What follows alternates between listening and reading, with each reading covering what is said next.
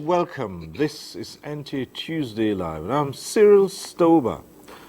Now tonight, consolidating social welfare programs in Nigeria by the current administration of President Bola Ahmed Tinubu. It will be our focus, and we'll have in-depth analysis of every component structured under the social net register towards uplifting about 15 million livelihoods cutting across the length and breadth of the country. Now, there are many programs attending to different social needs and meeting current economic realities. What are the modifications, modus operandi, and the scope of operation, especially in the present dispensation of post-fuel subsidy regime? But just before we get into the conversation, let's get to see this report put together by correspondent Ruth Aguele. Poverty is a global challenge. Going by the 2022 Multidimensional Poverty Index Survey, 63% of Nigerians are multidimensionally poor, a burden that rears its head on a daily basis. For the present administration, changing the poverty index for Nigeria is a duty that must be fulfilled. This necessitated the renaming of the Ministry of Humanitarian Affairs to include poverty alleviation as a direct link in addressing the challenge. In a bid to ensure effective coordination in meeting the Sustainable Development Goals of Zero Hunger and meeting the target for Nigeria by 2030, the Minister of Humanitarian Affairs and Poverty Alleviation, Dr. Betta Edu, on assumption of office, embarked on assessment visits to communities across the country to get a clear picture of the living conditions of the people, especially in the internally displaced persons camps and communities in deplorable state. The agenda is to effectively carry out immediate interventions towards poverty reduction, complement ongoing interventions by state governments, and set out modalities to ease the burden of humanitarian crisis across the country, with medical outreaches and the distribution of relief items to vulnerable households.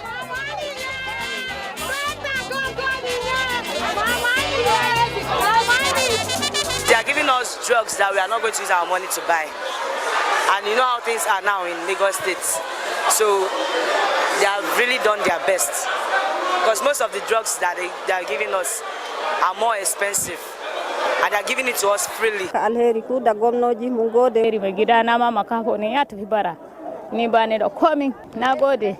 of the roadmap in improving food security, provide livelihood support and resettlement plan, which has been designed in the restructured intervention programs under the ministry, is to enhance intervention mechanisms designed for the poor, refugees and internally displaced persons clustered across the country. Recently, the federal government approved the disbursement of 25,000 naira to 15 million households as part of the National Social Safety Net program under the Conditional Cash Transfer program starting this October, with the flag off of the verification exercise for beneficiaries into the National Social Register. The verification exercise, which is ongoing in various communities across the country, is expected to be the game changer of having direct impact on the poor and vulnerable. Livelihood, job creation, of course, to help them afford basic things like sending their children to school and ensuring that they can have access to quality healthcare services. For us to do this, we need to verify the National Social Register.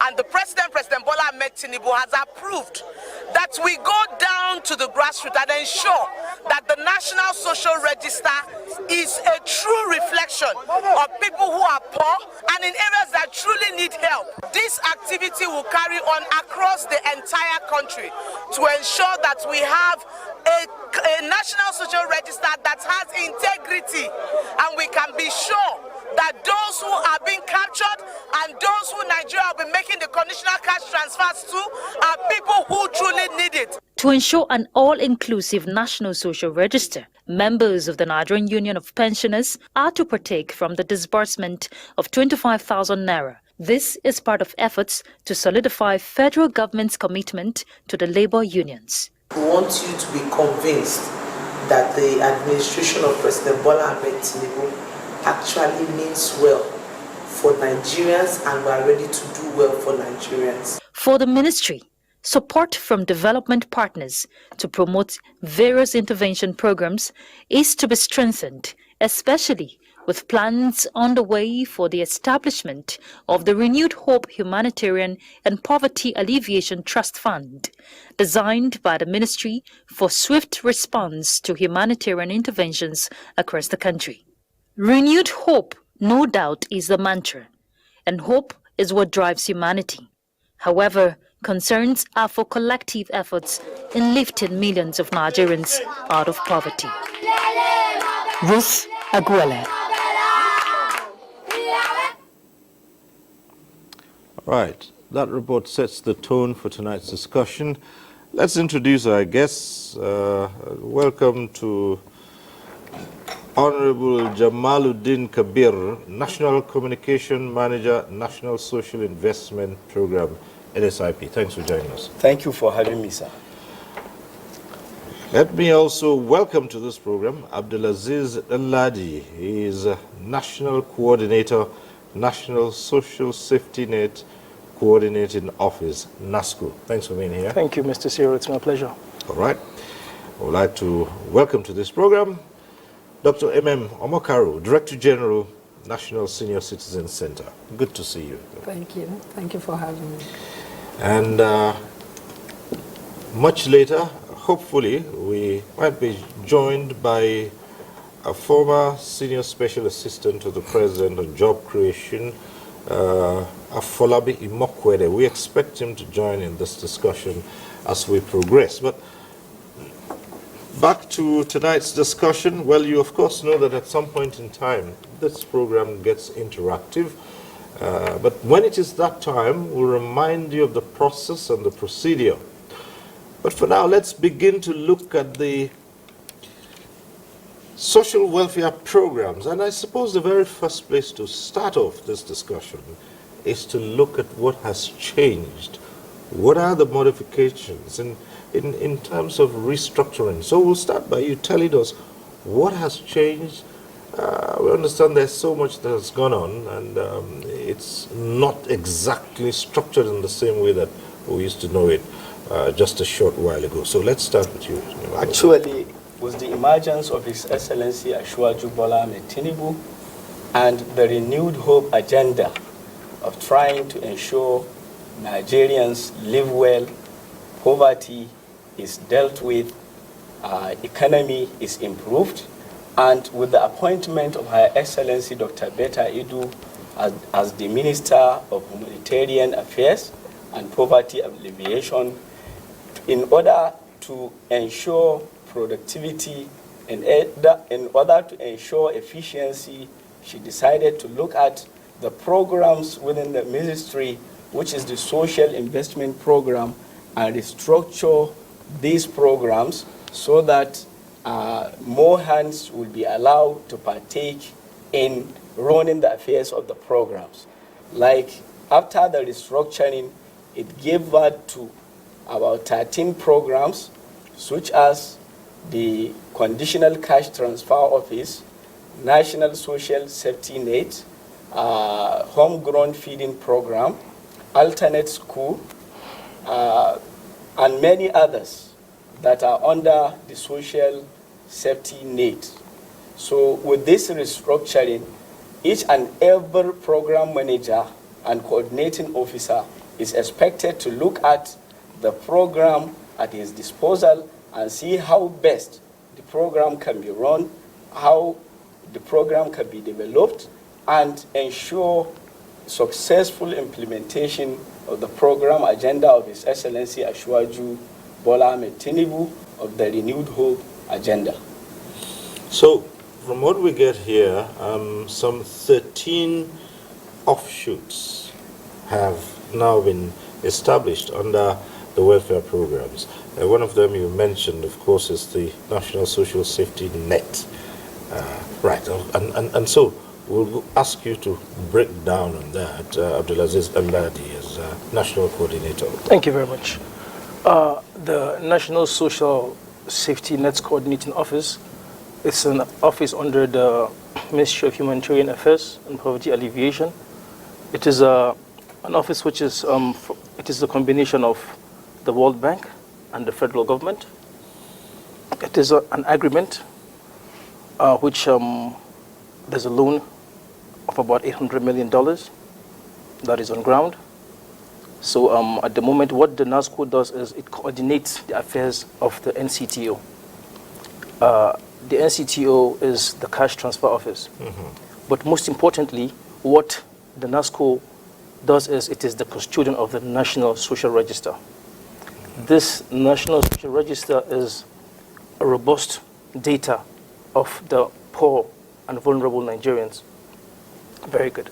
So in this register, how we collect this register is from the states. Okay?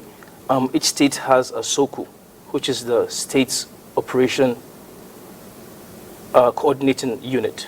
And this is domiciled under either Ministry of Planning or Finance. So why this is so is because we want transparency.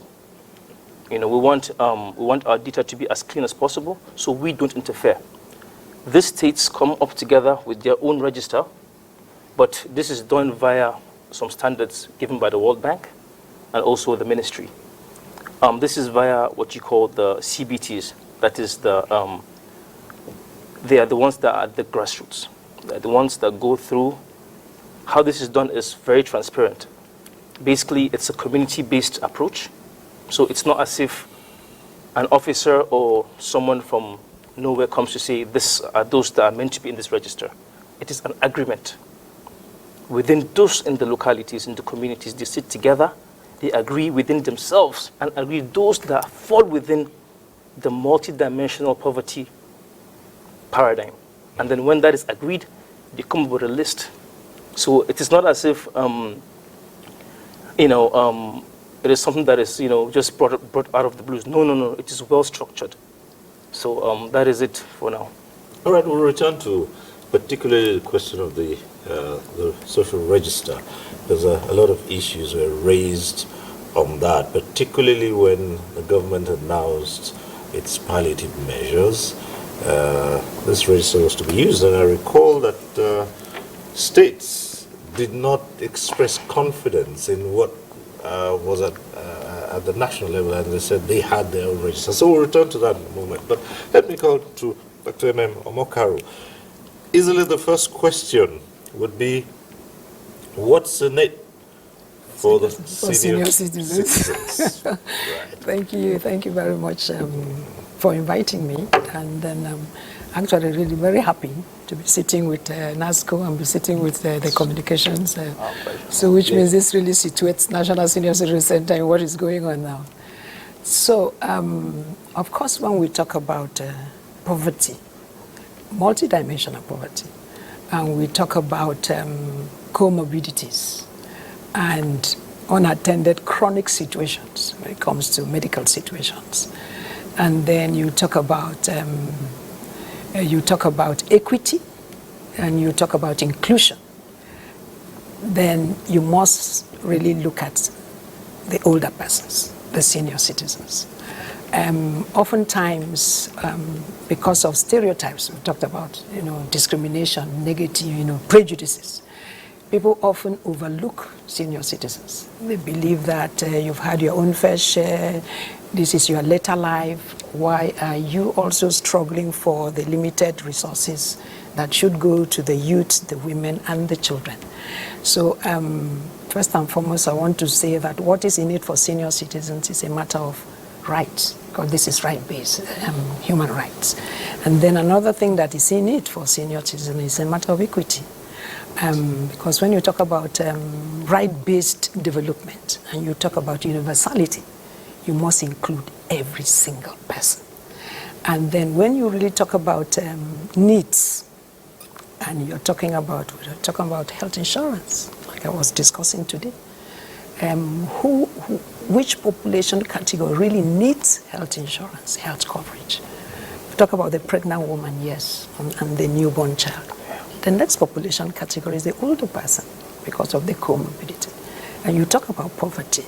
You see that there are older persons who did not really have the advantage of incremental savings, that will earn them pensions at the end of life. These are people that were in the informal sector. And these are the people, some of them really didn't have education.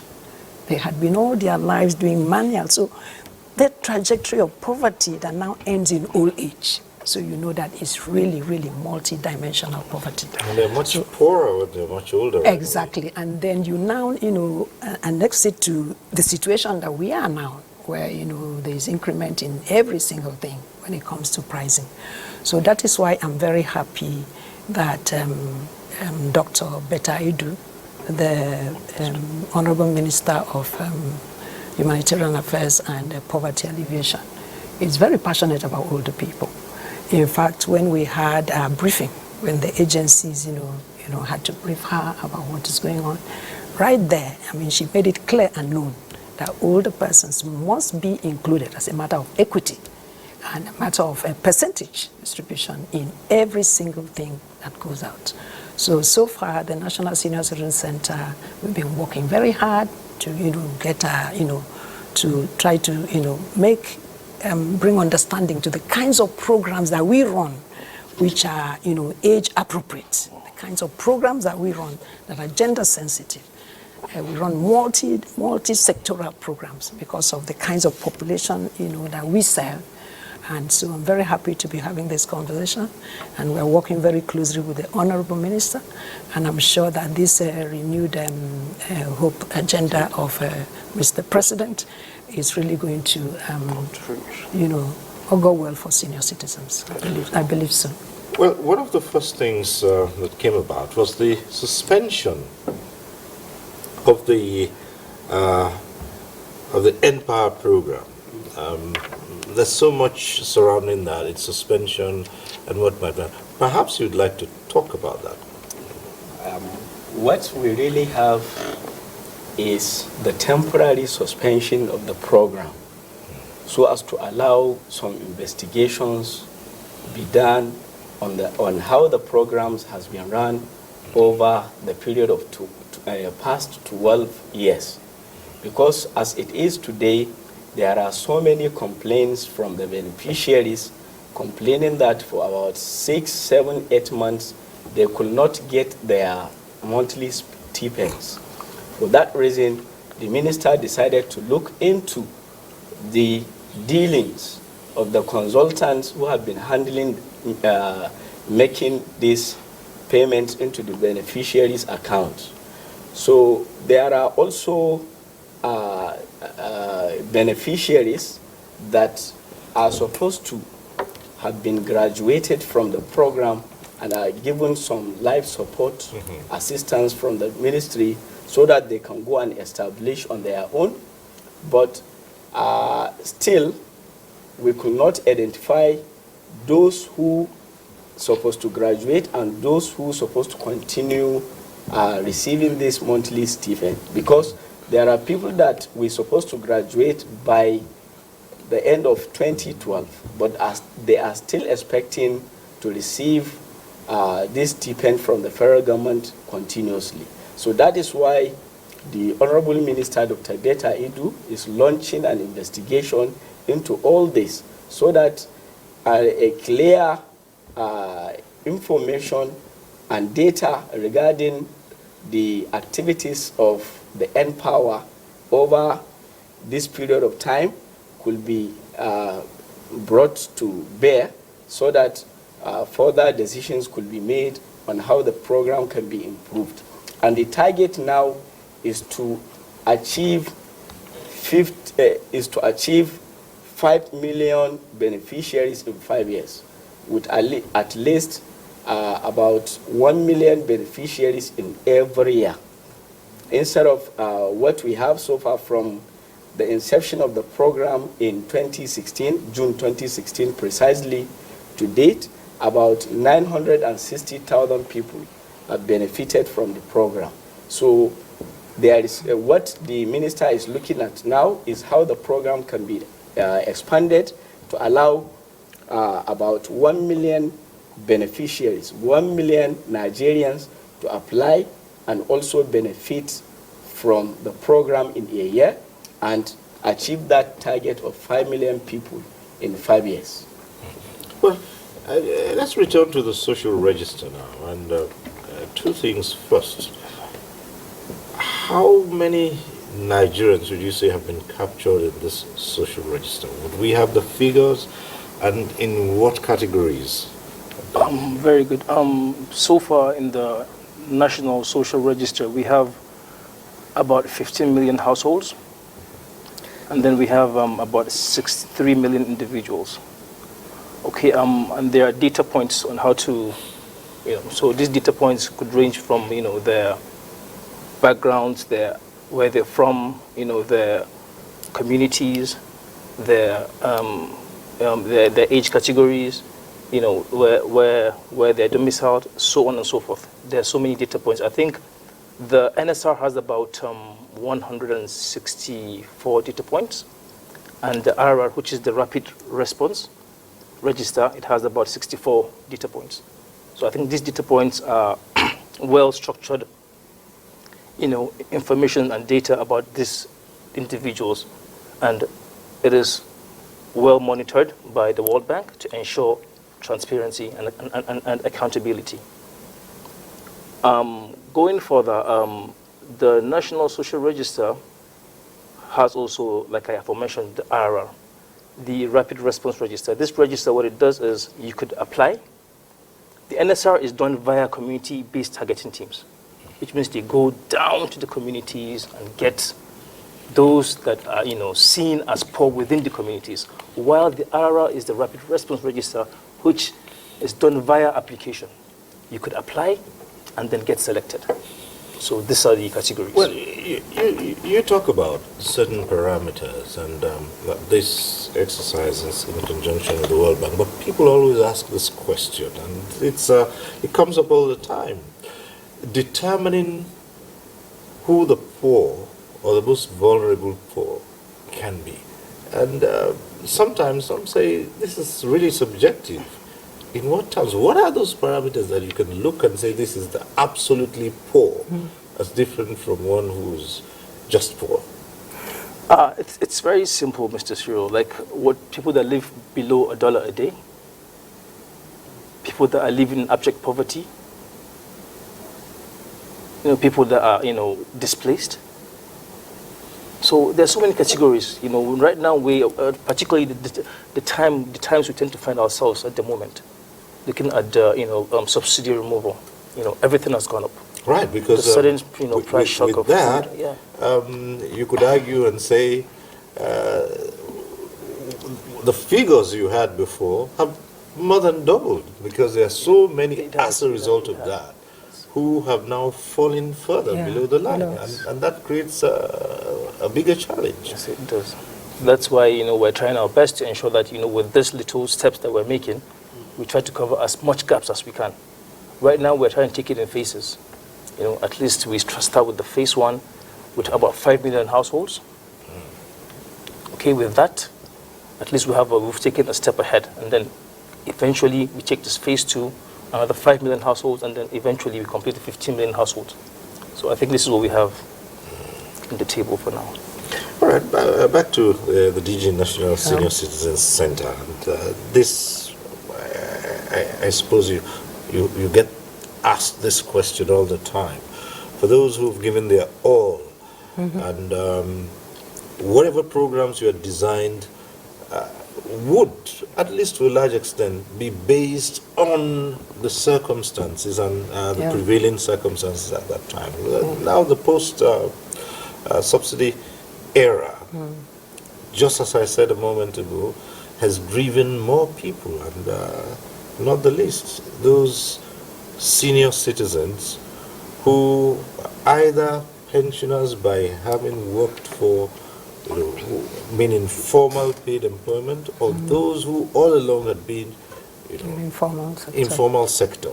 And this has driven them further down the line. So what we're looking at here is a review of those parameters with which you looked at the senior citizens in the past. You know that senior citizens, the population category, is like I always say, is very diverse. Within this population category, you have subpopulations. You have senior citizens, some very minute percentage are very comfortable. Because you know they're very rich, the Dangotes. Right. Yes. And then you have senior citizens that have worked in the public sector and, you know, have accumulated their pensions, but either through some, you know, lapses in pension administration, especially in the subnational, you know, you find them, they are vulnerable and poor. Not because they do not have pensions, but they do not have access to the pensions. So that also aggravates their situation. And you also have these older persons who are full of vigor. They still have their expertise and their skills, but do not have opportunities to continue to engage themselves to earn income and be as independent as they want to be for as long as they want to be. And then you have another subpopulation that are really frail and sick and have long-term care medical situations. Those ones need social care. In fact, some of them 24/7. For those ones who have cognitive impairment, those ones who are immobile and are bedfast. So this is this category. And you have older persons in IDP camps. And whereas the youth in IDP camps can be up and about and do, but you have these older persons who, because of age and because of this disruption of what is familiar to them, they have serious psychosocial problems. And you find them very immobile, sit still, and they are staring. You have older persons in correctional facilities. So these are the subpopulations of older people. Most older people, if not all of them, they want their dignity, they want opportunity to be independent, they want opportunity to engage and to be respected. And so in the National Senior Citizen Center, we have created programs to address all these categories of older persons. So for those who are very poor, that is why I'm happy that I'm sitting, you know, and I'm also very integrated and very involved in the Ministry of Humanitarian Affairs and Poverty Alleviation. We are trying to identify these categories to say, and as I discussed with my minister, and she really has made her pledge, and we are working together towards it, for the subsector, for the subpopulation of older persons who are frail and really poor and have no identifiable means of livelihood. They don't even have, you know, the blessings of familial transfers. They don't have children to give to them. Those ones we had discussed should be put on not social safety net that is, you know, is within an exit period. Those ones don't have any exit. This is a lifelong, in fact, this is my minister that called it lifelong when I tried to say this one should be on, you know, old age grant until they die. So those ones, we have identified those ones and we are working towards that. And then you have another set. If you look at the 8 pillars of the Renewed Hope Agenda, one of the pillars, and that is the one that our ministry has to deliver on, and NSCC also has aligned, is the pillar that focuses on health, education, social investment. And if you further, you know, subdivide that one, you see the focus is on job creation and productivity, and it comes to social development and all. NSCC's program strides all that.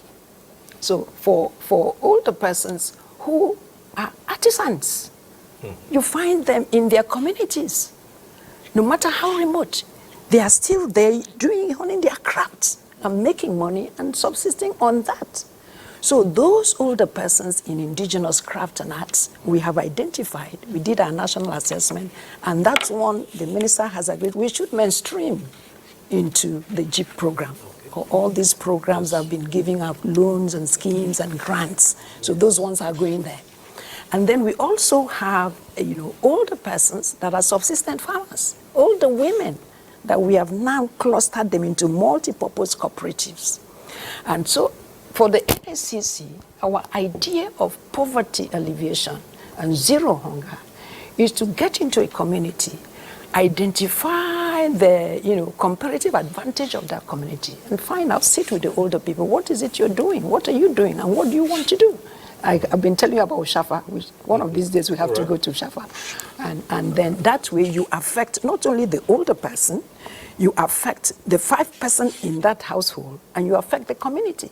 And then this multi-purpose cooperative now gives us the leverage to bring in health insurance. They give ship health insurance, and then bring in primary health care, and then link them so that they understand the referral system, and which means we are building their capacity in understanding the usage of these social services, and then we are now aggregating their productive capacities, and now we have opportunities to have third-party financing without the risk, because you're dealing with multi-purpose. So that's what I want to sell to my ministry, so that we work on that multi-purpose. Well, there are some specific areas which I'd like to go into, and perhaps given the reforms and the changes that have taken place, you'd be able to situate them appropriately. One of them is the question of shelter, Yes. which is key when you're dealing with welfare programs. So where is shelter situated now, and how is that addressed? Yes. As it is right now, Shelter has its own program manager.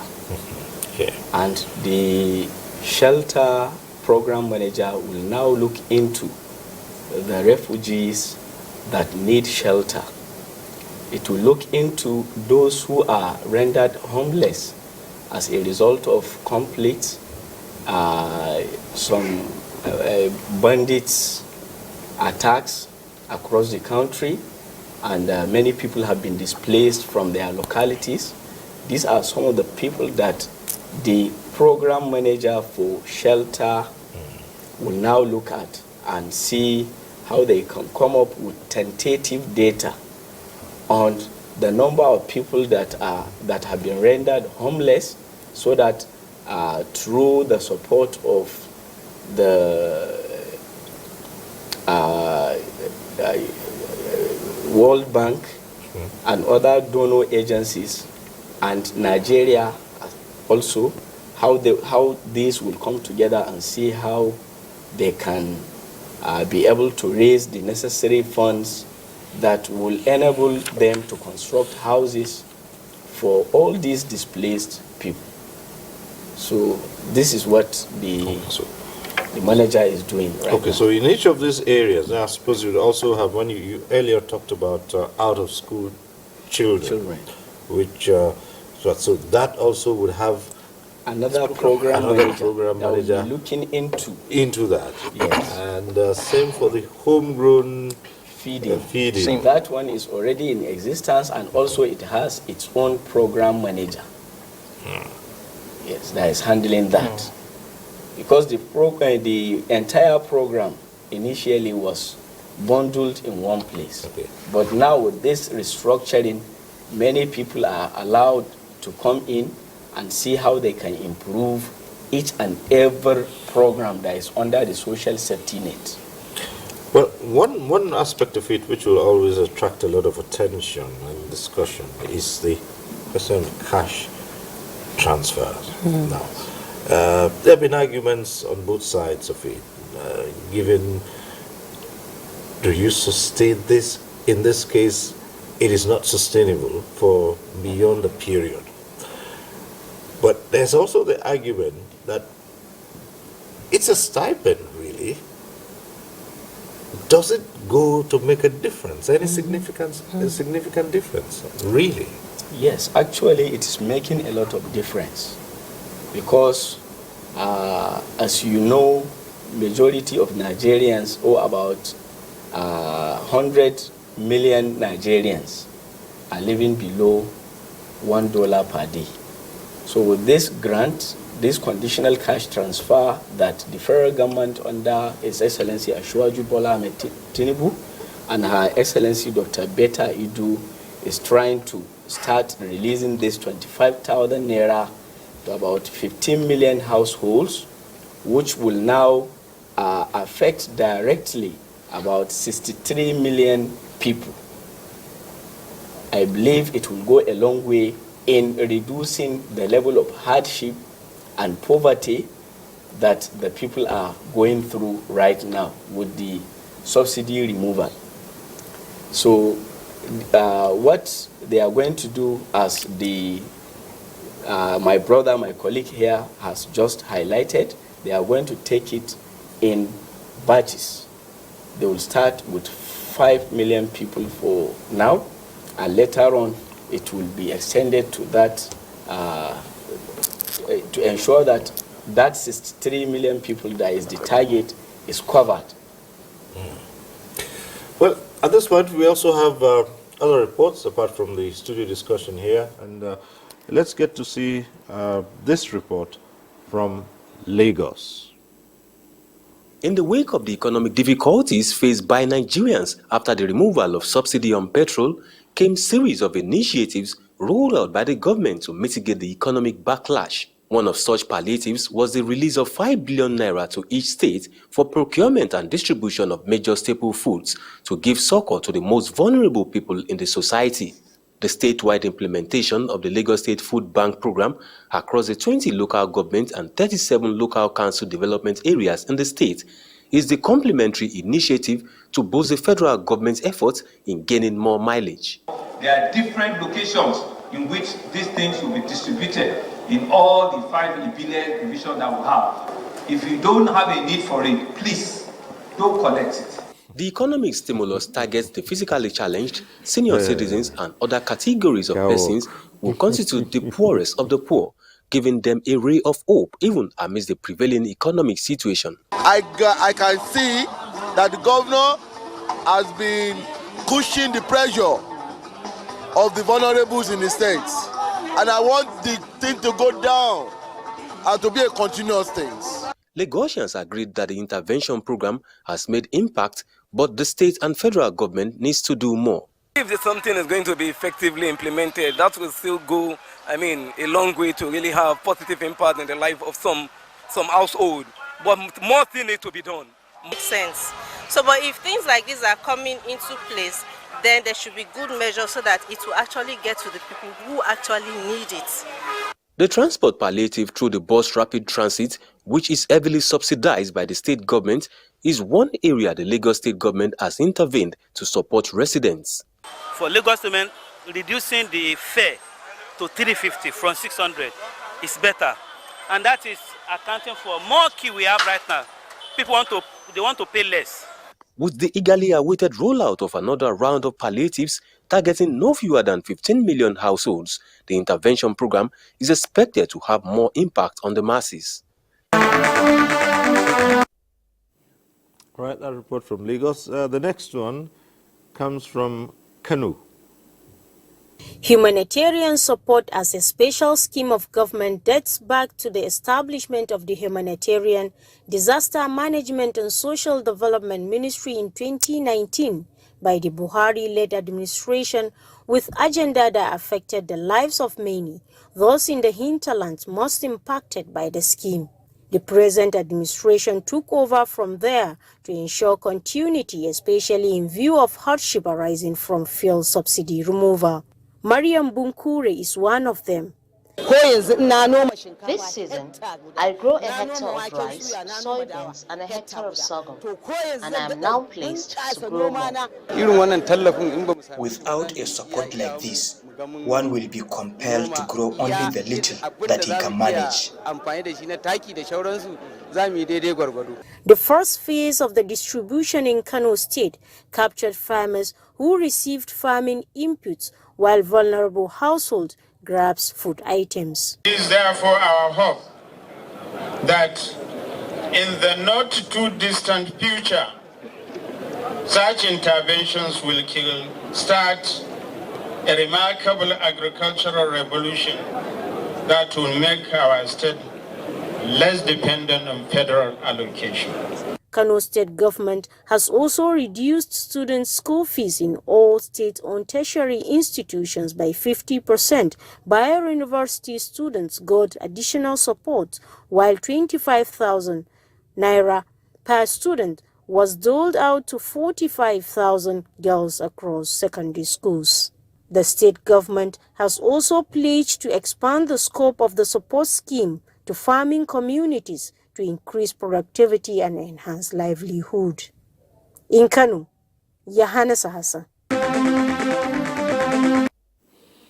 All right, back here in the studio, and we just saw those reports there, what some of the states are doing in terms of addressing the dire needs of the very vulnerable. But let's come back to the question of funding, and it's a major issue where Nigeria has said so much has been expended and so much has not been generated. This would be a major obstacle in adequate funding. How would this be addressed? Regarding funding, I think it is an open thing. As far as the social safety nets are concerned, like I have mentioned earlier on, there's a loan from the World Bank, of which the federal government are in the process of accessing. And very soon everything will come to fruition. So with this loan, I think we have a good head start. Going further, there are also other ways that we can generate funds, looking at donor agencies, looking at partners like the UN, the UNDP, and so on and so forth. So I think the federal government is also a major stakeholder. Looking at the wonderful the realization of the Poverty Alleviation Fund by the President Ahmed Bola Tinubu. I think with the realization of that, I think he has shown the passion and the zeal to ensure the eradication of poverty in Nigeria.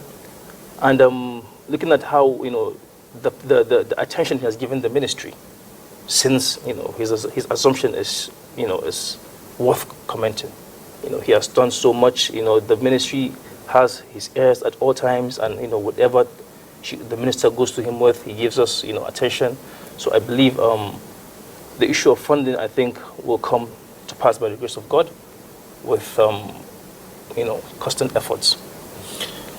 Well, the continuous engagement of senior citizens, those who have, the older persons, is another key to sustaining them, especially when it comes to their health, as against retiring into a sedentary life. Yeah. Redundancy.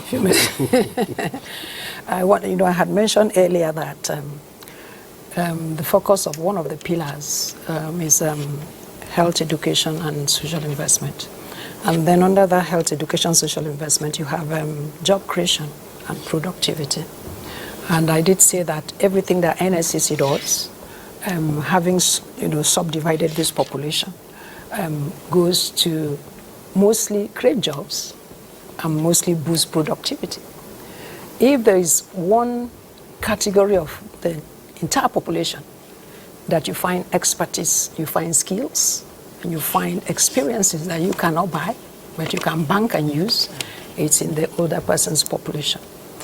So what we have done, I hope you will play the jingle before we leave, is that we have created a platform where we provide, access to our senior citizens who are willing to continue to engage, to upload their profile, their experiences, expertise, skills, where they've been, their passion, and what they are willing to continue to contribute, either by volunteerism or contract employment.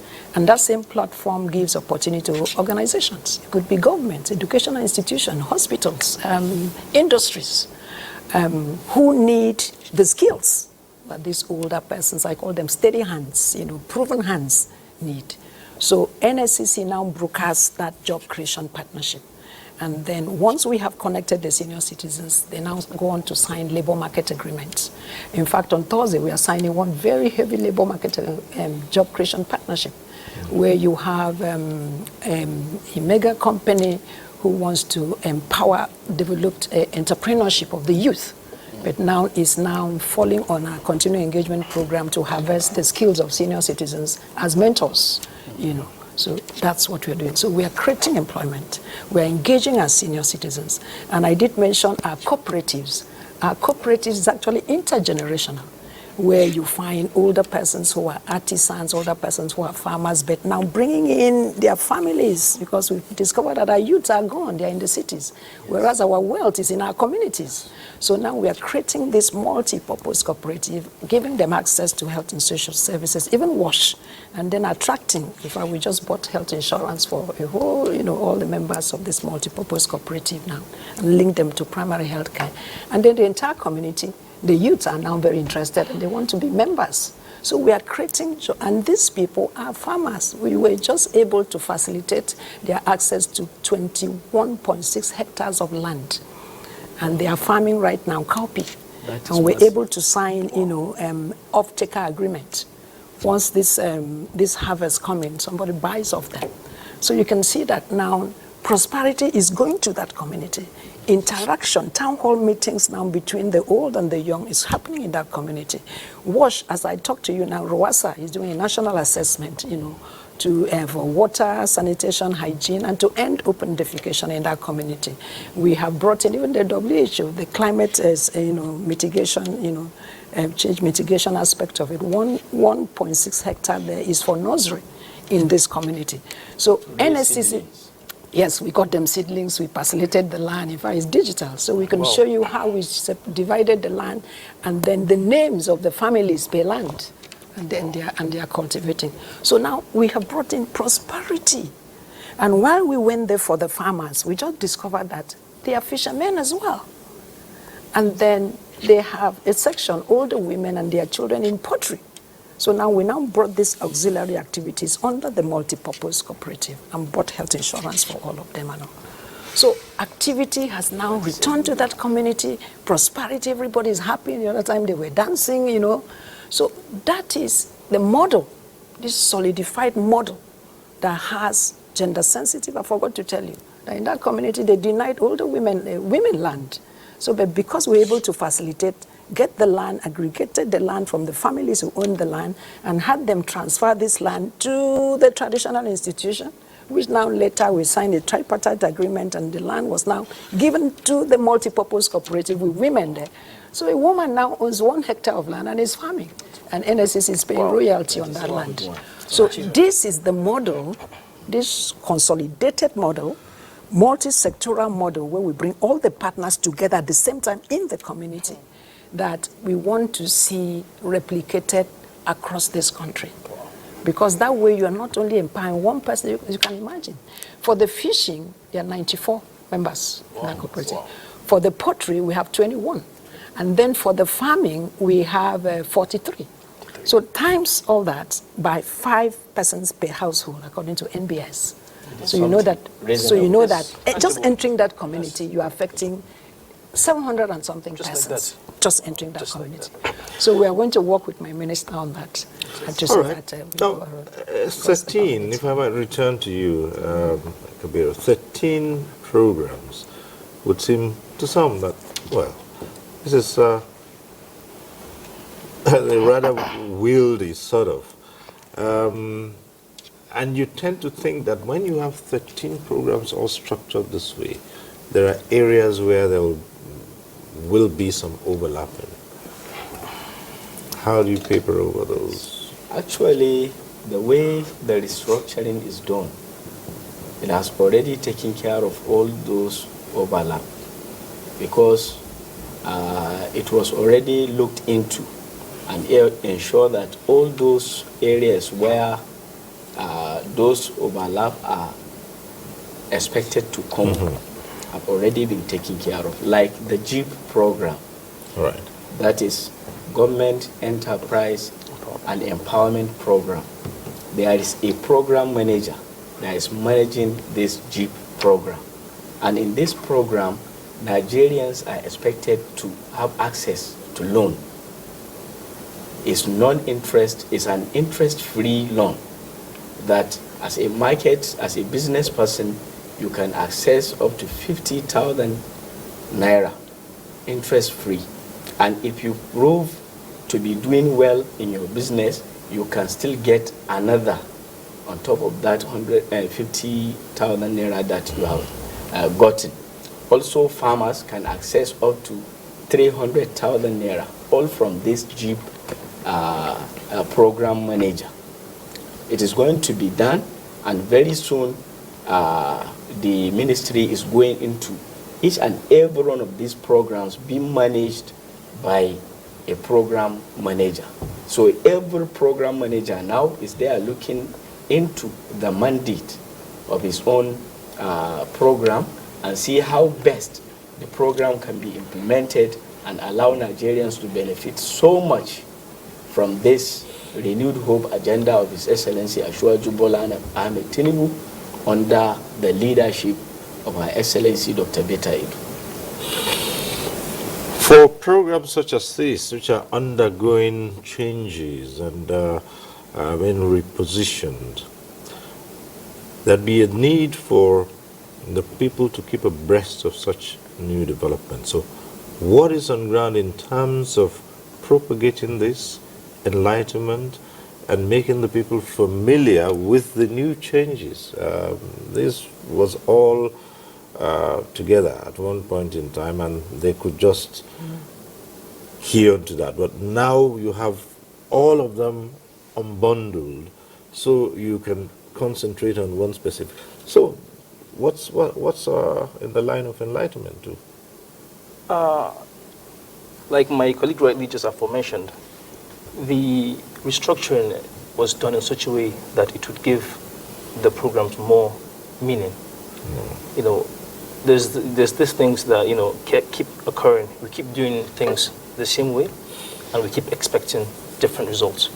So now, in the restructuring, the minister is the chairman of NASCO, the PS is the secretary, and then there's a national coordinator, and then underneath there's the G program, there's the communications program manager, and then so on and so forth. So now, like I mentioned earlier on, with this unbundling, each manager now has a very unique role. You can go down, you know, have as much effect as you can as far as your program is concerned. If it's the issue of shelter, since it's not combined with other programs, you can do as much as you can. You can affect as many households as you can. So I think as far as awareness is concerned, coming back to the register, I think it is very clear, like I mentioned earlier as well. There's what you call the SOKU. The SOKU is what you call the state's operations coordinating units. Like I said, it is domiciled in all the states, and every single individual has the right to seek for knowledge. So you can go to your Ministry of Budget and Plan and say, please, I want to know more about SOKU. You will get all the needed information you need. Because, like, you know, the President rightly aforementioned, through the minister, we are not here to joke. You know, the previous, you know, managers had a bit of issues, but this administration are willing as much as possible to cleanse all the issues we had. So, Mr. Cyril, I believe with the, you know, with the initiatives we have in hand, I think you're going to see so many changes. We have so much on ground, and I believe Nigerians should just wait. This is just the beginning of Dr. Betta Edu. And I would like to add to what my brother has said. Each of these program managers has that structure going across all the 36 states, including FCT, and also across the 774 local governments we have in Nigeria. So like myself now, as the program manager communications, I'm expected to have 37 states communication managers. I'm expected to have 774 local government communication managers, so that every information that of whatever program we have in the ministry can go down to the grassroots and allow the people that's supposed to benefit from this information have access to it and utilize it in the best way possible. Okay. So please, if I may add, there's an aspect of this social investment that is hardly being spoken about. And that is really where NSCC really needs to do a lot of advocacy and sensitization, and that is social care, geriatric social care. I did talk about the subpopulation of the older persons population that are really frail, vulnerable, and have long-term care conditions, and they need help 24/7. They need caregivers. So what NSCC has done is to now sanitize, build brick by brick the long-term care system that never existed in Nigeria by ensuring that we have care quality assurance. We have the standards. So like, for instance, we have developed a national benchmark and minimum standards in curriculum to train caregivers. We have worked with NBTE to identify caregiving as a skill that has been admitted into the skills, national skills qualification framework. And now we have identified 5 levels of certification of caregivers, which means now caregivers now can have a career progress. So that is a whole new industry we have opened up for employment. So where it concerns social investment now is that you know that the National Social Protection Policy, we admitted a new policy measure, which is social care. And either social care for specialized people with special needs and social care for older people, even social care for persons with cognitive impairment. So that can be admitted as social assistance for the vulnerable group. Apart from giving them the old age grant, we don't expect them to use from the daily grant that they're giving them now to pay caregivers. So this will be huge relief for this, and we have been able to calculate from NBS, National Nigerian Living Standards Survey, that we have nearly 1.6 million older persons in this vulnerable situation. So we are coming to talk about that with my ministry, so if that can be admitted as assistance, please.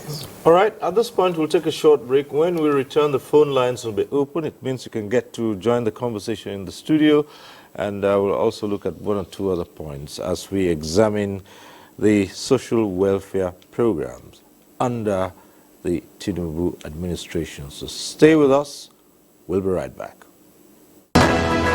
The counsel of our fathers.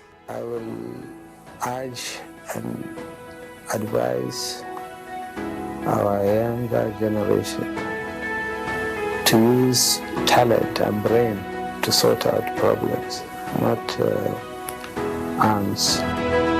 Nigerian youths, let's build our nation. My advice to these young people is please do not take us back to those harrowing days.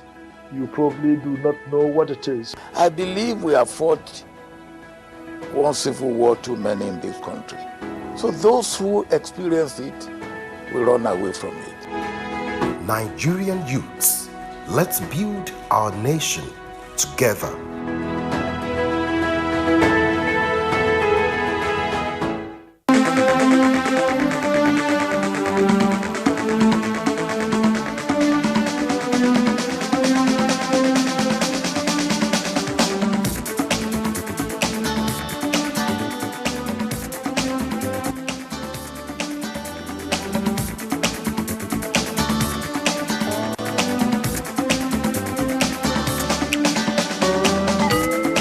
NTA Tuesday Live, a network issue-oriented innovation talk show. Thanks for staying with us. Now, this segment is where you get to join in the conversation. The numbers to call will be on your screen. We ask you to take advantage of those and call in with either a question or a comment. We just like to encourage you that as you call in, keep those comments and the questions straight to the point and brief, so others can also get on the platform and air their views. And we also say this: if you're calling in tonight and your call gets through to the studio, do us a favor, turn down the volume of your TV set. That's the way to avoid the hurlback or the echo. And we encourage you not to bother too much about the greetings. Just a simple hello would do. Right. So let's keep those calls coming through as we examine the social welfare programs. We have this other report from Port Harcourt, and let's get to see it now. Empower program was launched by the immediate past administration as part of the government social intervention programs to bridge the poverty gap. While the present administration announced the suspension of the Empower program, the government said it is providing 75 million naira to 15 million vulnerable families in 3 months under its conditional cash transfer. For the residents of Port Harcourt, the decision comes with mixed feelings. It will have a short period effect on them, as a positively for most of the cities. I think I'm encouraging it. So handle issues that you feel as a government will affect everybody, and then the economy will be bubbly. If you touch fuel, you touch everything. The money they want to share amongst the people, how will it even get to me? The monthly stipend, in addition with the training, was a value creation for many beneficiaries. Actually, it helped during our time because the money was small, but at least it was something else. But for now they've stopped it. I don't know how people will survive, people that are not working. They shouldn't just suspend it at the perpetual, but at least they should be able to work out the modality, and some of them who have not been able to get the opportunity, they can as well have this great opportunity to be enrolled as part of this Empower people. Implementation of the program for young Nigerians was reportedly skewed, negating the essence of the social intervention program. The government are trying. There are, however, increasing push for the government to recognize the need to provide for universal basic income for every adult in Nigeria. Critics, however, fault the absence of reliable data as a big challenge to this proposition. So I think we should be thinking of more sustainable way of making sure that we decrease these numbers and get our youth active.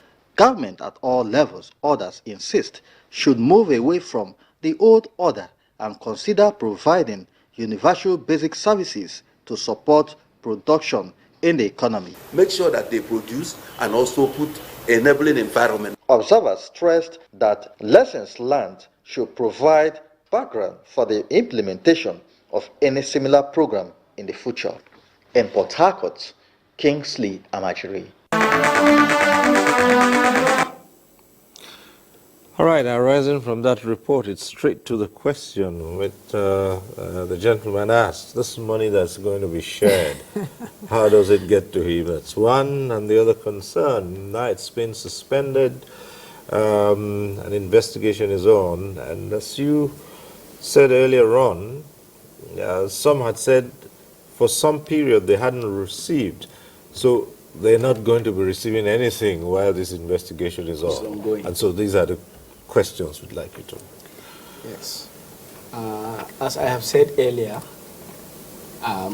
the program has temporarily been suspended to allow this investigation to take place so that for the beneficiaries who could not receive their stipend for some certain period of months, when the investigation established that fact that yes, they were not able to receive the stipend, the money will be recovered from the consultants who are supposed to make this payment and ensure that each and every one of those beneficiaries receive their money as they're supposed to have received. That is why the investigation is ongoing, to ensure that all those who could not receive this money are able to receive it. And also will be able to ascertain whether the participants are really reporting at their places of primary assignment. Okay. Yes. We'll ask you to pause a while. Let's take in this call. Our first caller is from Maiduguri. Mohammed calling in from Maiduguri. Go ahead, Mohammed. Hello, Mohammed. Hello, Cyril. Yes, go ahead. My question here, first of all, I welcome all your guests, including you, to the program. My question here is that if federal government said they are launching a program that would benefit the poor and vulnerable person in Nigeria, for example, we make it online, the federal government make it online or a paperwork. Now, here in my locality, I know of thousands of hundreds of people that doesn't use internet. They don't even know the paperwork. They are nomadic. They live in their locality without even coming to the town. And they are vulnerable. And for how that program will benefit them. And again, my contribution is, let the federal government use our NGOs here in Nigeria, such as the World Food Programs, the UNDP, the NRC, and others that have access to those local areas. They have access to all these bushes that people are living. They need help. So let the federal government look into that and collaborate with those NGOs and give them the package, let them deliver it to those vulnerable people. Thank you. All right, thank you very much. You had the question on the matter. Yes, Mr. Cyril, I have heard the questioner and what he asked regarding the people at the grassroots that could not have access to the internet. That is why I mentioned earlier that the communications managers that we are expected to have at each and every local government at the grassroots will be able to go out and launch a kind of door-to-door reaching out to the people that are supposed to benefit from these programs so that they can be well educated. Also, as my brother has said, the social register, also as they have officers down to the 774 local governments we have, will be able to capture those people where they are in their own locality, whether they are literate or not, whether they have access to the internet or not. The officers we have at the grassroots will reach out to them after reaching out to, because as he said earlier, it is the people in a certain area that will now decide who and who is vulnerable or need the support that the federal government is granting to Nigeria, since not everybody is poor and is in need of this kind of support. So I believe with the structure we have in place down to the grassroots, all these concerns of not reaching out to the people that could not use the internet will be addressed. Okay. Again, you talked about education. Yeah. And the last caller here, our very first caller actually, had raised concerns about those who are not IT savvy. I mean, so a lot of those processes are either strange to them or they cannot key into it as a result of that. In the Senior Citizens Center, what do you have? Okay. Just before you take that question, we have another caller on the line, Umar Anache, calling in from Birnin Kebbi. So, hello, Umar.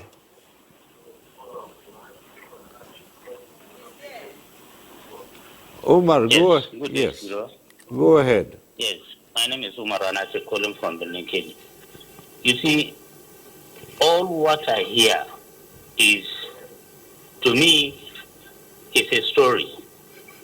It's told by moonlight. I used to say this, and I'm going to say it now. The one action is better than 1,000 good, a very excellent intention. One action is better than good 1,000 intention. So to me, all what I hear from them is a story. When are they going to commence this thing? That is a point. When are they? Is it until we die? They will give us the fitting burial? Since May, Tinubu removed subsidy. He announced it. May, June, July, August, September, October. We are now in October. Almost getting to half of the year. They are still saying that they will do this, they will do that. When are they going to commence this thing? That is my problem. May God continue to bless our country. Thank you. All right. Thank you very much, Umar. We'll mark that question down, and I'm sure the gentleman here would take on. Respond to this question asked by Mr. Umar, a caller from Kebbi. Actually, as soon as His Excellency Ashwaju Bola Ahmed Tinubu removes fuel subsidy, what he does quickly was to ensure some funds were made available, 5 billion to each of the state governors, so that they will be able to reach their own people and make sure that the hardship they are going through reduced. And I bear witness seeing His Excellency Babagana Umar Zulum and many other governors distributing rice, oils, and other foodstuffs using that grant that His Excellency Ashwaju Bola Ahmed Tinubu made to the people. I don't know if he has not seen that going on in Kebbi, but I'm sure every state governor has received that support from His Excellency Ashwaju Bola Ahmed Tinubu, and we are expecting them to make better utilization of that fund to ensure that they touch life at the grassroots, and people who are experiencing this kind of hardship receive the necessary support from their own governors. So let them, with this, maybe we can say the governors can be held responsible, but Ashwaju has done his own part, and he is ready to do more, as we are now unveiling some of the plans that we intend to implement under the Ministry of Humanitarian Affairs and Poverty Alleviation under the leadership of Dr. Beta Idu. Well, we have another call coming in through. We'll take that, and then we'll come to you to chip in. That Samuel calling in from Abuja. Hello, Samuel.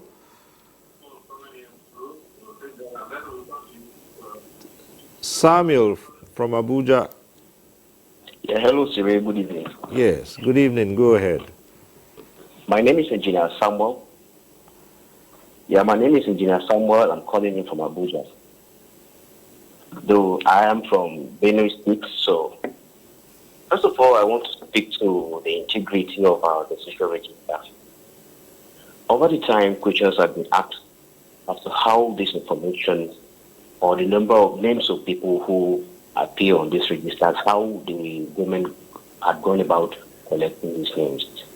And it's unfortunate, or let me say it's obvious, that of all the questions that have been asked, nobody has come out to show us the register to prove that this is who and who is on this register.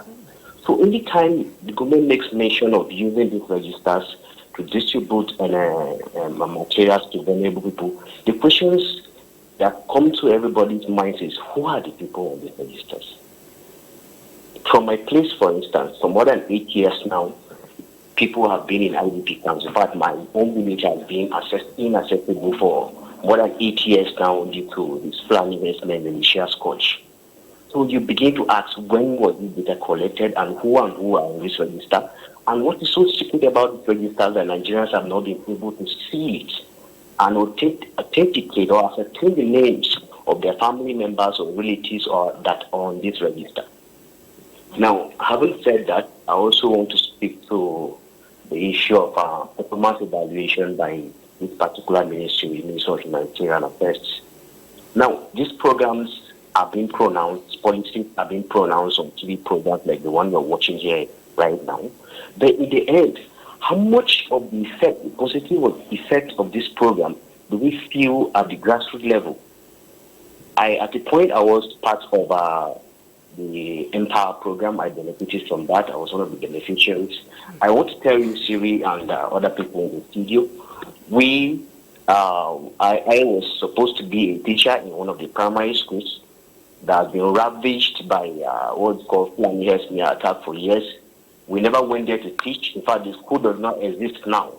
And nobody one day, there was no supervision. Nobody cared to check one day if these people have been doing what they were supposed to do. In fact, I was looking for mediums to report that, see, the school I was posted to does not even exist again because nobody lives in that locality. And there was nothing. There was no way I could reach anyone to say this. So in the end, okay, talk about Agro, for instance. For an agrarian state like Benue, how much has this program affected the lives of young men and encouraged them to participate in agriculture? So it shouldn't just end what's it called, studio pronouncement. It can also go a long way to positively affect our lives at the grassroots end. All right. Okay then. Well, thank you very much, Samuel from Abuja. Okay, and yes. Thank you very much. Just responding to the last person, regarding the integrity of the National Social Register. The NSR is one of the most robust databases of the poor and vulnerable, I think, in the whole Africa. We have countries like Zambia that are trying to imitate or copy Nigeria based on the work that we've done as far as the NSR is concerned. Coming to integrity, like I said earlier on, this is a bottom-top approach. This is as clear as white. Like I said, this is something from the local government up to the state level to the federal. We have the SOCUs, and these SOCUs are domiciled in our state governments. The NSR is a collation of state social registers. So it is not the federal that come up with this list of people. Just to ensure transparency and integrity, we made it free as much as possible for the states to come up with their registers. So if this is the case, I believe it is as clear as possible. Even though in dealing with databases, you can't be 100% because, it's prone to man-made error. That is why now there's an ongoing verification, okay, of the National Social Register. We're trying to verify all the names to ensure that these people are actually within the, multi-dimensional poverty bracket. Of recent with the minister, we were in Makoko. We went there, first-hand experience. We went through, Makoko. We went with the register. We, called numbers. People came. So I can guarantee you that this register is as authentic as possible, and it is backed by the World Bank and other world organizations. All right. Next caller, I would like to add to what my brother has said now regarding the social register. I believe that in the past, the information regarding some of these activities was not very much available. Because I could remember when the program started during President Muhammadu Buhari, in my neighborhood, people were receiving money. Initially, it was 5,000 monthly. So when the money accumulates, they will now go and give the money to the beneficiaries. But until at the point of disbursing this money to the beneficiaries, most of the households does not even know the exercise has been conducted. Okay. And some people have been selected to benefit. All right, let's go back to the phones. We have Mohammed calling in from Nasarawa Tutu. Mohammed, go ahead. Hello.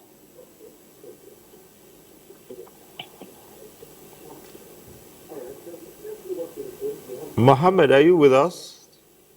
Yes, I'm with you. Yes, go ahead. Good evening. Mohammed from Nasarawa. Good evening. Yes, go ahead. Yes, I'm with you. Good evening. All right. Muhammad Nuru from Nasarawa. Yes, go ahead. We're waiting for you. Okay.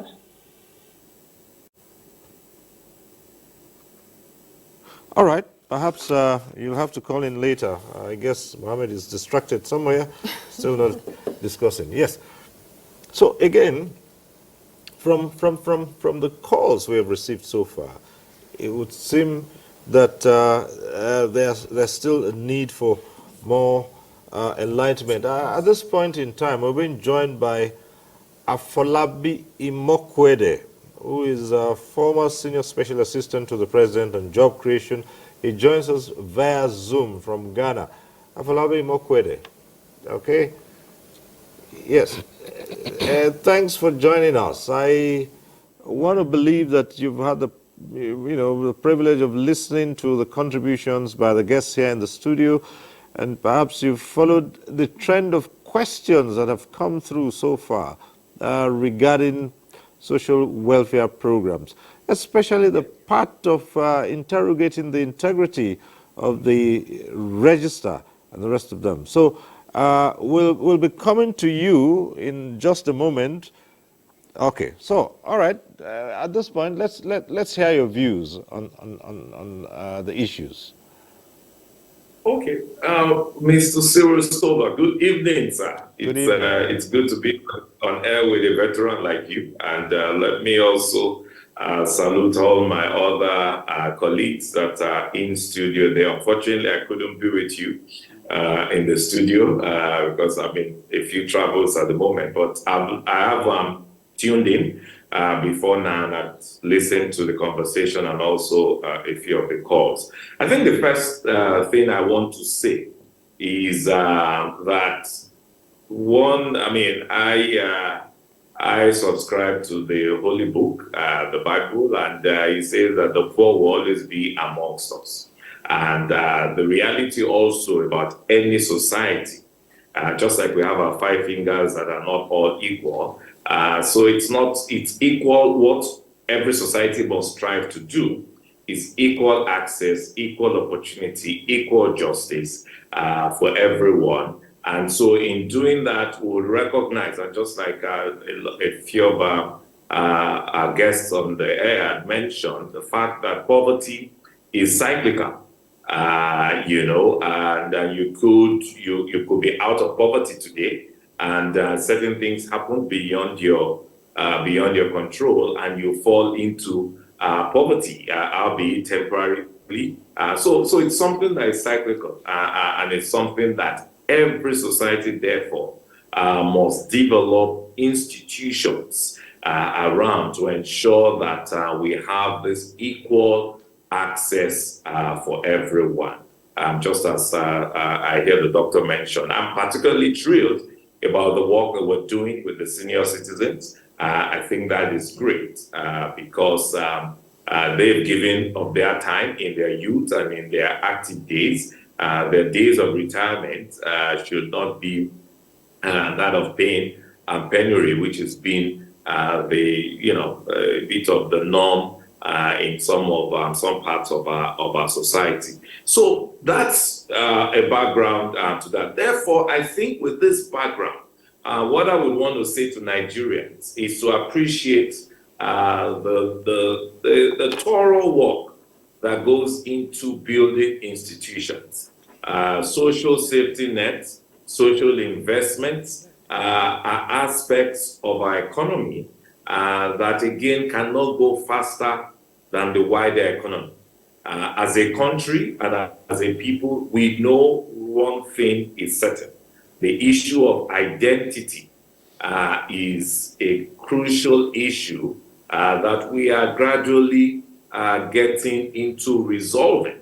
And in resolving it, it throws up other problems. We know that in trying to resolve identity is why, of course, we have the biometric verification number for the banks, the BVN. We have the NIN, which is National Identity Number, and obviously we have all the others, whether it's your national passport and what have you. Now, what is important is the fact that you therefore find that if we're going to use every other form of data, whether driver license, that's segmentized. Not everybody's going to drive, so not everybody's going to ever need to have a driver license. If you're going to use, so also with national passport, some people are not intending to travel anywhere, so they may never really apply for that form of identity. But what I think is crucial is the national identity number. And that we know we have taken many steps in the right direction. When we used BVN in 2015, in the era of the last administration of President Muhammadu Buhari, when the national social investment conversation gained the national stage, conversation, what identity to use was an issue. Okay. And we settled at that time because when we asked the number of data that was at the NIN, that was being collected at the NIN at that time, it was very minimal compared to the data that had been gathered by the banks through the BVN. Now, of course, yeah. Yes. Okay. We'll just ask you to hold on a while. We'll return to this matter of the integrity of the register. But let's see if we can get this call through from Nasarawa. Jerome, calling in from Nasarawa. Are you there? Quickly, if you are, let's hear you. Yes, good evening. Yes. So I would like to ask, you see, they started this Empower program during the Buhari regime. And they say this program is targeted at the youth. I could remember that it was under Osibanjo, the vice president there, and it was thriving perfectly well, with benefit reaching the youth who registered first in 2016/17. Now, when it was transferred to Ministry of Humanitarian Affairs, we started noticing problems. Some people are paying, some people's names were removed, some were not even paid at all, and it was like that, and nothing was said about it. Then coupled with the training, they called them batch A or batch B, called them for training a couple of years back. 1 week training also. They wrote business proposal and they promised to get back to them, and nothing was done in that regard. Now, that aside, no explanation was given until date, nothing was done. Now, they talk about the social register. How are we sure that it has not been politicized? Have they removed policy? I've heard all what you said, how they gathered information, how they gathered everything. But I can tell you for free that this register has been politicized from the grassroots. If they want to know the authenticity of this particular thing, those NGOs in which somebody mentioned from Medogri earlier on, they should use them, they will get to the vulnerable. And not to rely on that register, because it is tilted towards political allies and all those who supported them for that particular thing. It's part of their campaign. Okay. You can go and find out. It was part of their campaign. All right. So that alone is what I'm talking about. Okay. Thank you, Jerome. The Empower project set aside, and then the register they are talking about. How true is it? Because it has been stories all through. Okay, Jerome. Thank you very much. The guest here will address it, but let's quickly return to Afolabi Mokwede, because he was actually commenting on this question of identity, and you can see that it's even come up again in this last question. So thank you very much, Cyril. So, as I was saying, at that time, if you wanted to reach a larger number of people, let's remember, the promise of the government at the time was to get in at least about 1 million people, young people, for the Empower program, and we had many other targets for the other aspects of the social investment program. The bottom line then was, what central data collection at the time had the most number of Nigerians? And it turned out that the banks was the answer, which is the BVN. And that's why we then settled for the BVN. Now understand that with that BVN therefore means that some people have been excluded, particularly those who are the poor, the vulnerable, those who are in the rural area. So we had specific measures and answers to addressing some of that, some of which have been mentioned when we're talking about the conditional cash transfer and what the NASCO has been mentioned. But let me speak to Empower since I oversighted Empower at the time. So still in the whole gamut of about identity, what we then did was to utilize two things: technology and identity. Technology in that saying that there was a portal and all Nigerians were invited to apply for the portal, so long as you met very clear-cut, requirements that was known to all, even at the point of application, not at the point of selection. So there was this, that was the rule, and at the time, it was 18 to 35, and there was the graduate part, and there was the non-graduate part. Now, it was by choice for each applicant. When we call it graduate or non-graduate, it doesn't mean. What it meant, therefore, was that you could not be a graduate to apply, you could not be a non-graduate to apply for the graduate part. But for the non-graduate part, which is practically the training aspect, the knowledge building, vocational training, technology training, and all that, you could actually be a graduate and apply in that regard. And I remember, if my numbers don't fail me, my memory don't fail me, in the first application, which opened 2016, June 2016, and enrollment did not conclude until December 2016, we had 350,000 applicants, which fell short of even our target of 500,000. And let's remember, there was a lot of cynicism at the time. Nobody believes a government program.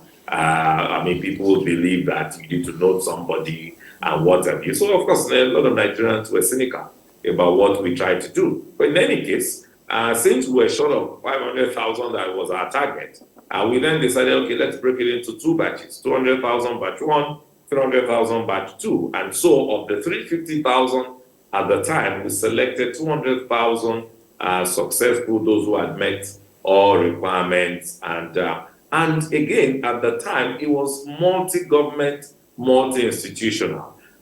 So working with NOA, working with the NYSC, working with all the state governors, and several multilateral organizations. In any case, December 2016, they were deployed. And like someone mentioned about agriculture, they were deployed at the time to anchor areas where we knew as a country we needed help. Part of it, chief, was the public primary schools. Now, note I say public primary schools. It wasn't any school. It was public primary schools across the 774 local government areas. And the second was agriculture, because at the time, we were also looking, we knew at the time that the economy of Nigeria, one of the mantra of President Buhari was for us to grow what we eat and eat what we grow. And of course, if we could do that successfully to the point of surplus, then export. So we knew that agriculture and agro-business was a key economic pointer for the government. So you want me to pause? Yeah, well, just pause and let's get this call. Isa is probably our last caller tonight. Isa from Sokoto. Let's go ahead, Isa. Isa, are you there? Yeah, I'm around. Yes, go ahead.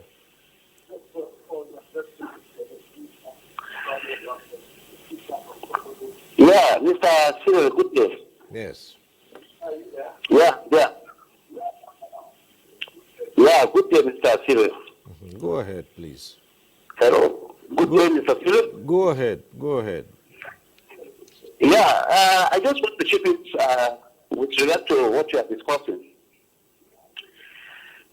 Yeah, to me, hello? Yeah, are you with me?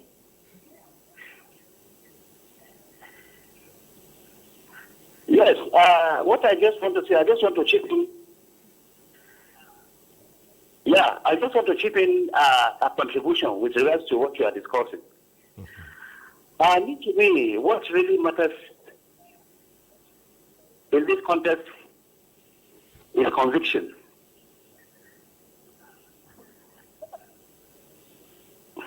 Yes.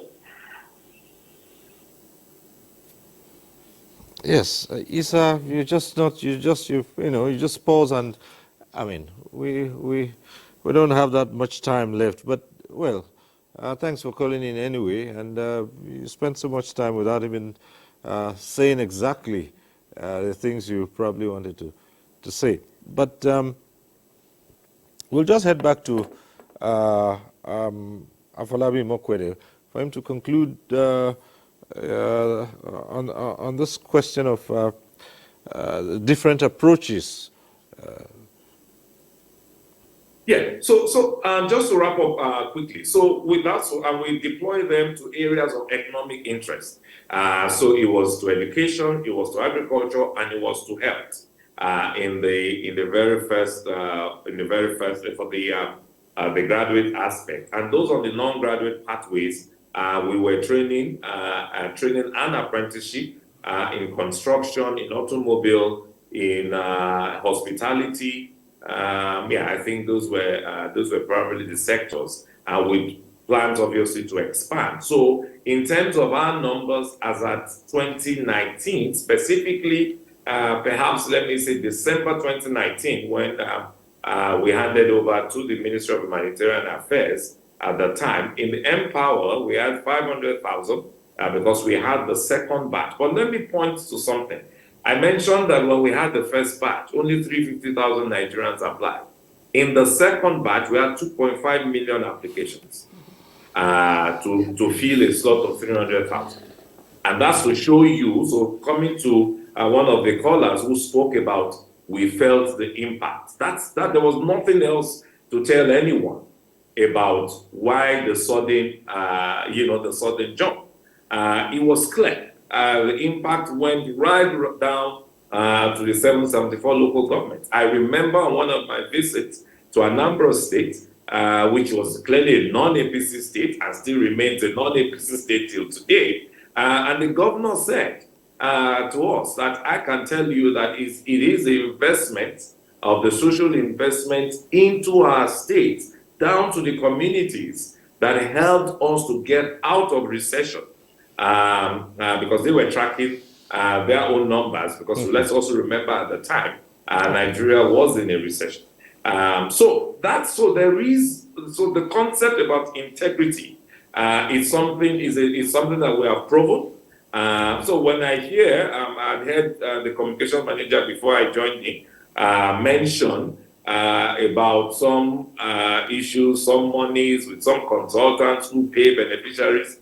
Is alien to me because we never had that. Nobody was paid from any private purse at all. Everyone was paid by NIBS through the TSA account of the Ministry of Budget and National Planning down to beneficiaries. And any monies that we were not successfully able to pay, maybe because the beneficiary's account had a block or what have you, such monies were returned back again to the Budget and National Planning that was the custodian of the funds. So I think for me, again, yeah, well, that's as far as you were concerned when you were running the program before it was handed over to the ministry.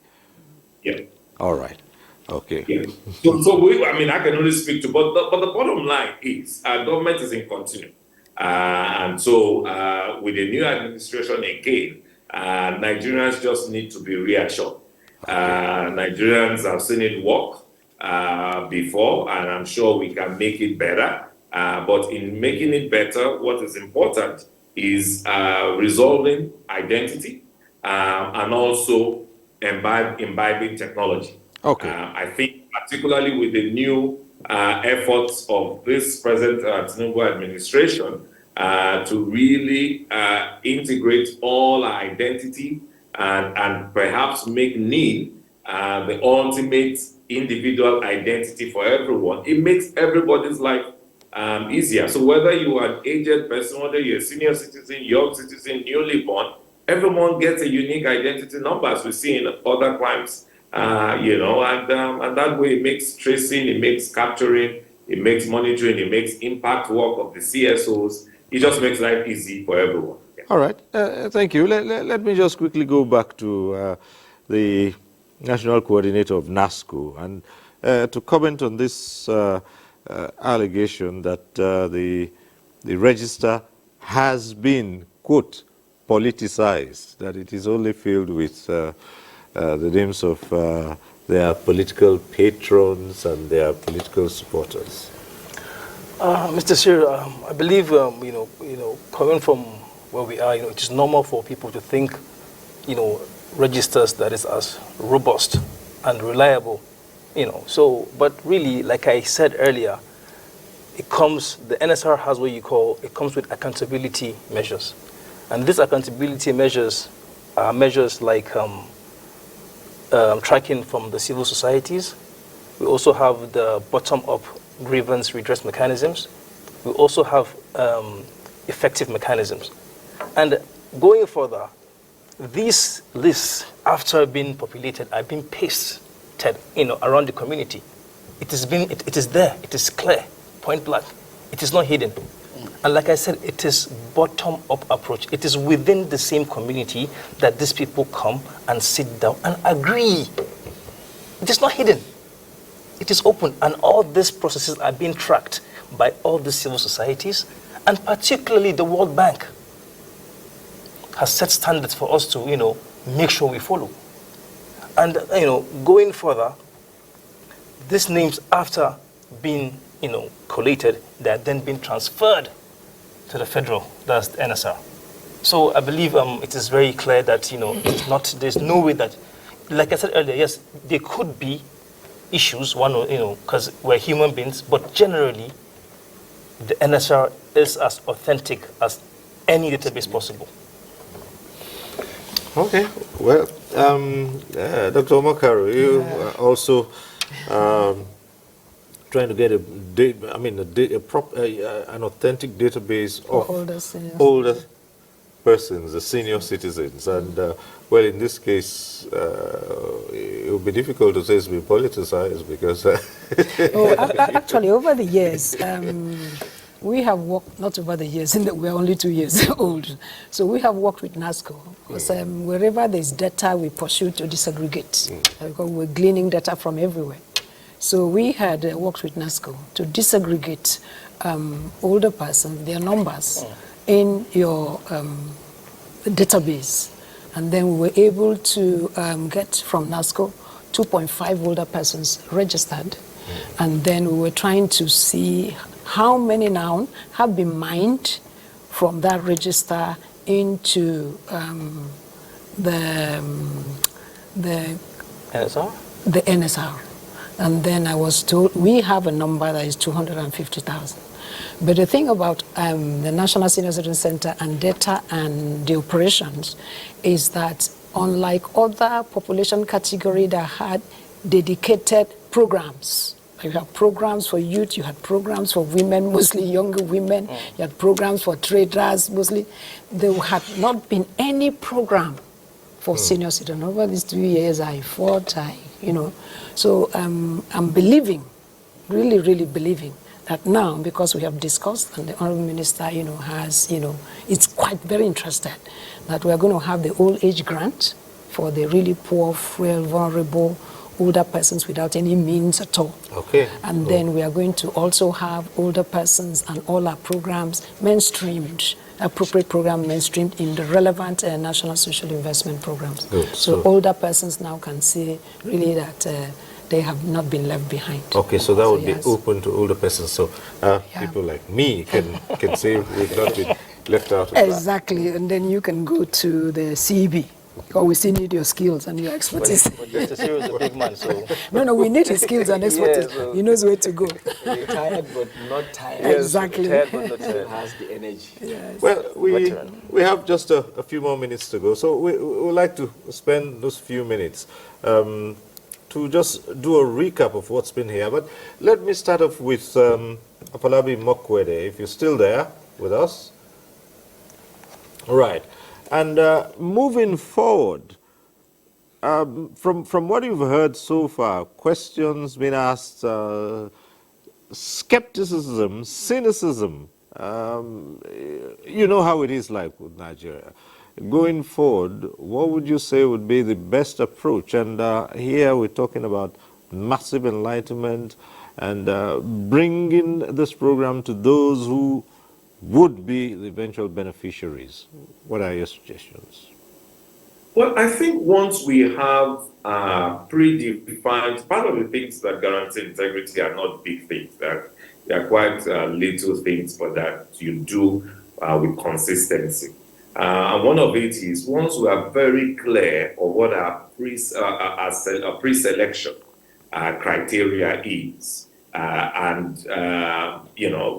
so in such a way that if you say it's for people that are 70 years and above, for example, they don't find someone who is 55 in it, that kind of a thing. So, and then again, just like in NASCO, the proximity test, and also some of this community identification, I think it's also something that should be done, should be done in a way that others and everyone knows, right?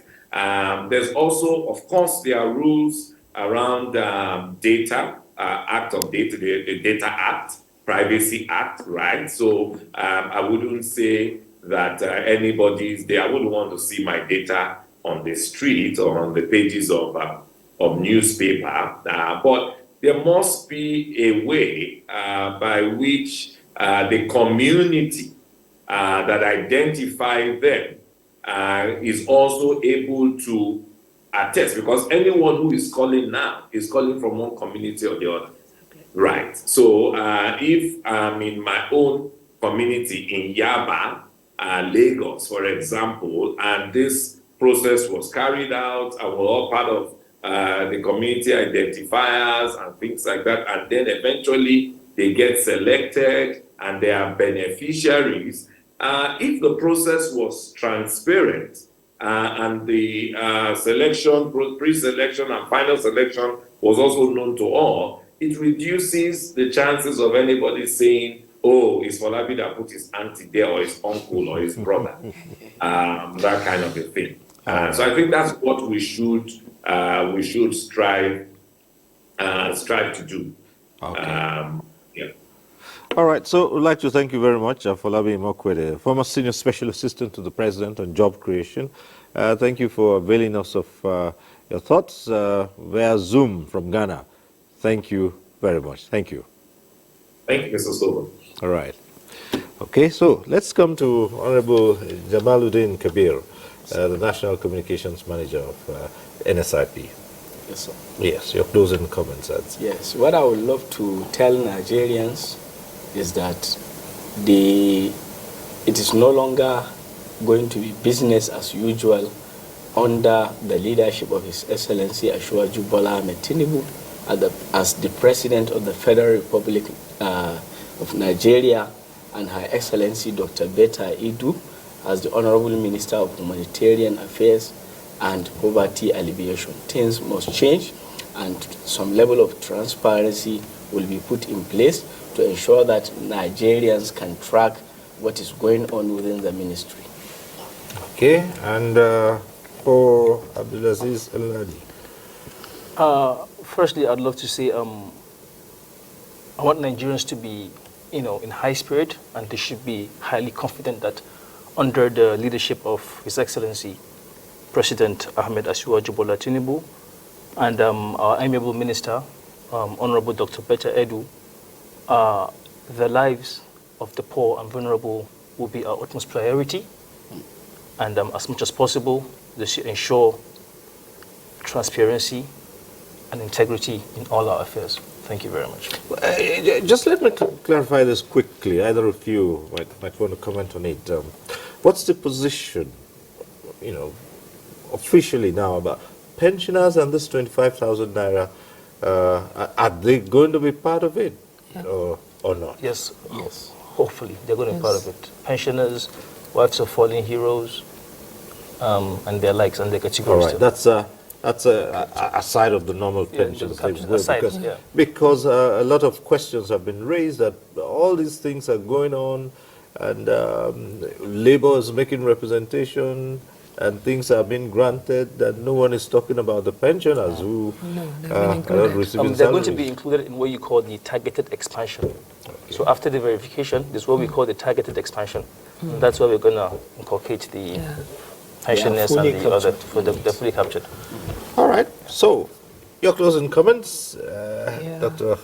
Omokari. I want to say that I have always been very optimistic, and the National Senior Citizen Center has created programs that target the different subpopulations of older persons, whether it's in job creation, productivity, health, education, social investment, which touches beyond the older person, touches the community. And I know that with the structures, with the restructuring going on, that we'll be able to align our programs so that we'll get better funding, and then we accelerate the inclusion of older persons who for a long time have been left behind. I'm extremely, extremely looking forward to older persons having the old age grant for life, because it is very necessary. And also I'm very excitedly looking forward to senior citizens with skills and expertise like Cyril Stoba here, being available for any opportunities that open up, especially in mentoring our youths and recreating that intergenerational synergy that Nigeria needs.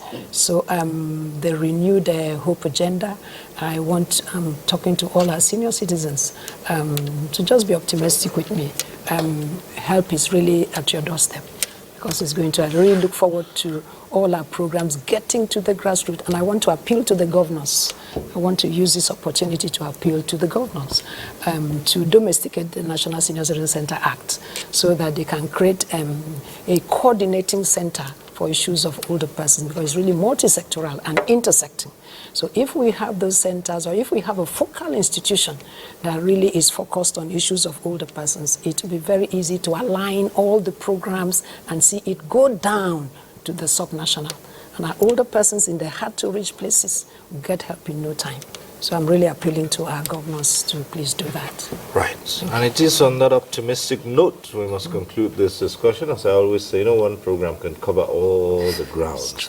So let's thank you once again, Honorable Jamaluddin Kabir, National Communication Manager, National Social Investment Program. Thank you, Thank sir. you.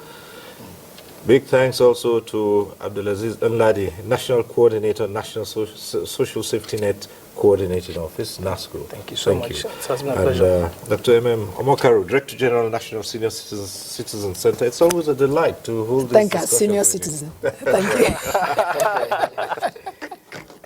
you. Indeed. And so thank you too for being part of this program. Next week we'll be back with NTA Tuesday Live.